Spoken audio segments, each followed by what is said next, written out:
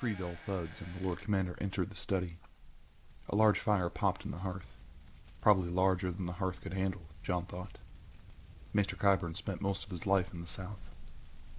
Even now, during the long summer, Qyburn seemingly had never properly acclimatized to the north, let alone the wall. A strong stench of rotting flesh greeted Jon upon his entry. Jon's eyes revealed a small pile of raccoon and squirrel carcasses near the door. Lord Commander, may I express my gratitude in meeting me so soon? Maester Qyburn announced himself from behind his desk, cluttered with various open and dusty books. Your research? Anything related to the Horn of Winter? Jon asked, hoping to hear any news, good or bad. Indeed I have. Unfortunately, a common name like Winter would have a multitude of meanings. The bronze horn of the first men could end a long winter. Here, the battle horn of the 13th Lord Commander could wake an ice dragon. Lastly, an unnamed war horn memorialized by the wildling elders claims to be able to bring down the wall. Qyburn lamented, seemingly frustrated at the ambiguous nature of the information he had discovered. Northerners are superstitious. Not much to do but write during dark winter nights. So am I to assume nothing definitive? No. Apologies, Lord Commander. Nothing definitive. But I have postulated some theories, if you were to indulge me. Jon silently nodded his head, urging Qyburn to continue. We've heard of fire magic, such as the dragon birds, your own resurrection, and Daenerys' resistance to fire itself. We know Targaryens do not share this ability with their kin. Would you care to prove my point? The candle there should suffice. Gestured Qyburn to the far side of the desk. Jon decided to indulge him and roll up his sleeve. Jon slid his bare forearm just above the flickering flame, dancing upon the candle's wick. Qyburn watched intently, quill in hand, as Jon bit his lip. Jon quickly withdrew his arm with a slight grimace, and revealed his reddish skin with a small forming blister. Qyburn's quill feverishly scratched while the maester mouthed his words to himself. As I expected. I will admit I had hoped for different results. As did I, Jon replied, as he retrieved a handful of powdery snow off the windowsill, packing it tightly and applying it to his burned forearm. Additionally, we have ice magic, which saved your Uncle Benjen and Ser Jorah from certain death. Not to mention the White Walkers themselves, in addition to the army of the dead. Ghost appeared at the windowsill, assuming Jon to be injured. His slight whining could be heard well into the maester's study. Lastly, we have blood magic, well documented. Witnessed myself.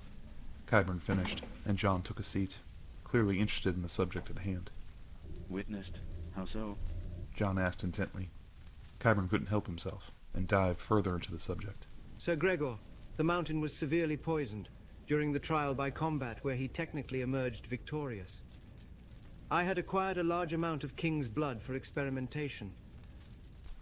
Qyburn paused, and Jon noticed he was positively giddy, discussing his experimentation. Jon was confused how he would acquire such a substance in such large amounts.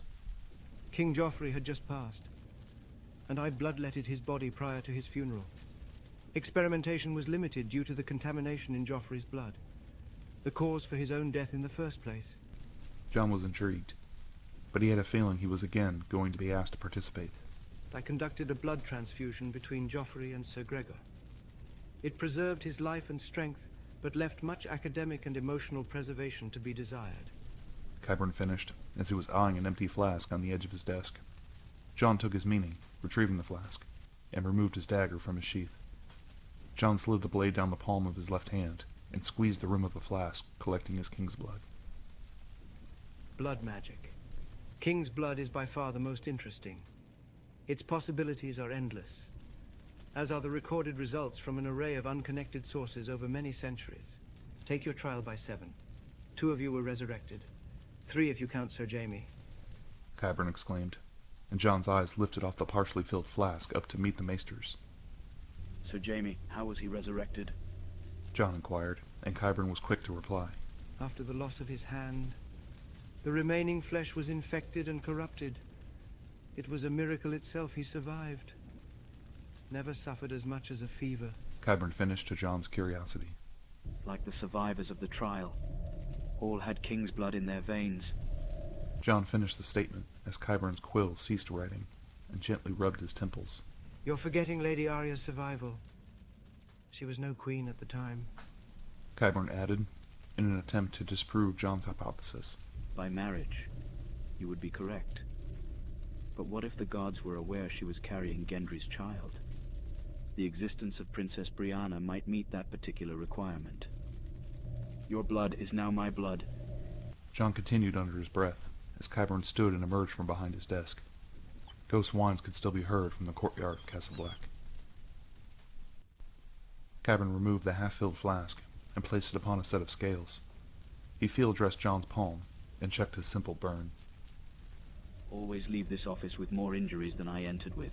Perhaps if the gods prefer a balance between life and death, they may offer some type of protection for those who lead the realms of men.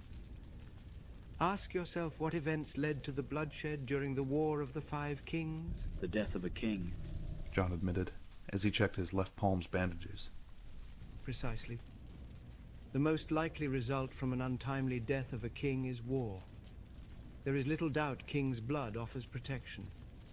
But my curiosity is whether it can also be granted upon those who kill a king, the murder being the most likely to supplant them. And how can you test this theory? Jon asked with intrigue. Qyburn simply removed the blood-filled flask and raised it to the candlelight. Through the specimen you have just provided me. Keep me apprised. Ordered Jon as he turned his back to exit the study. As you command, Lord Commander.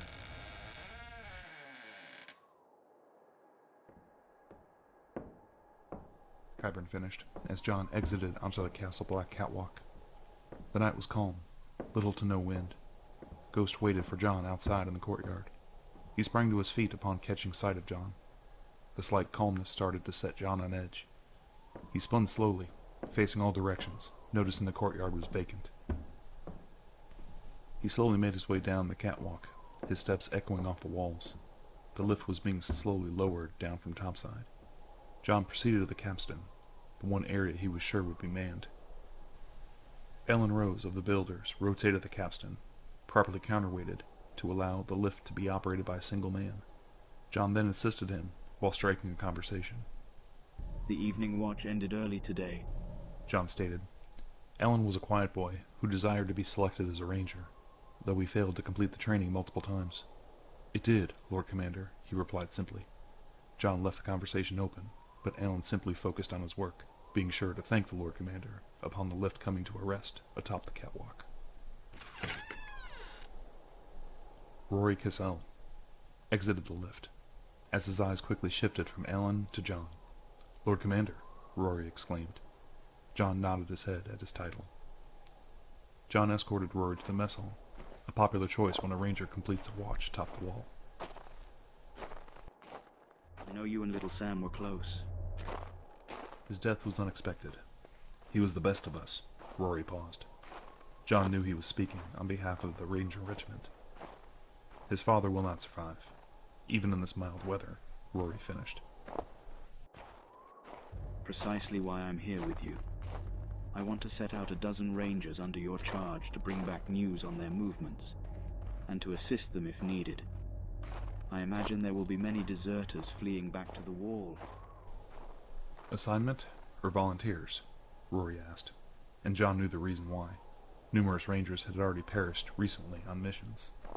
Choose your rangers. Those who do not agree will receive formal orders. Please report back to me with a list of names by the morning briefing. As you command, Lord Commander, Rory finished as he entered the mess hall. Jon rubbed his palm as a small amount of blood was visible through the bandage. Jon continued on to his chambers. Still very few souls were in sight. During the summer months, Ghost had taken to sleeping in the courtyard and woke the watch with a howl at dawn. Jon took a final look upon the courtyard before entering his bedchamber. His hearth was reduced to embers to Jon's confusion. He removed his belt and leaned the greatsword ice near his bedside table.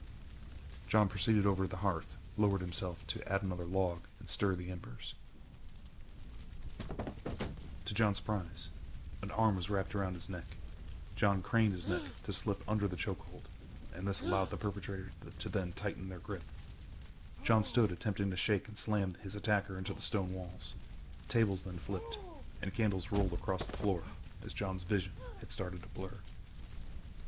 The pressure on his throat continued as he started to feel the lightheaded dizziness he assumed would be coming. His vision went black as he felt the featherbed pelts meet his face.